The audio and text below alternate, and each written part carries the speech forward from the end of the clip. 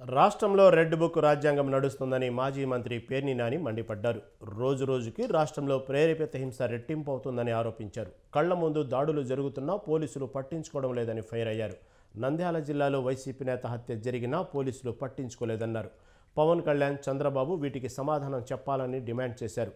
శాంతి భద్రతలపై పెద్ద పెద్ద మాటలు చెప్పిన పవన్ కళ్యాణ్కు ఇవి కనిపించడం లేదా అంటూ పేర్ని నాని ప్రశ్నించారు.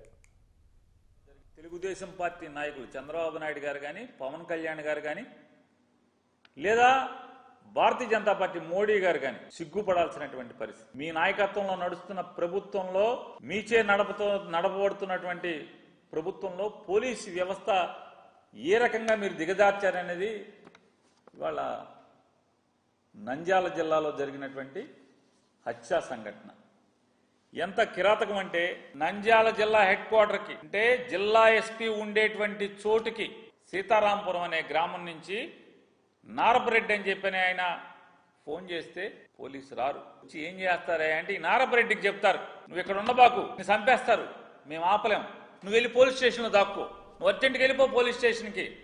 నువ్వు పోలీస్ స్టేషన్కి వెళ్ళిపోయి స్టేషన్లో కూర్చుని నాకు సెల్ ఫోన్లో ఫోటో తీసి వాట్సాప్లో నాకు పంపించు, నువ్వు వెళ్ళిపోయి ఇక్కడి నుంచి. విన్నామా మనం ఎక్కడన్నా? ఎప్పుడన్నా ఏ ప్రభుత్వంలో అయినా విన్నామా?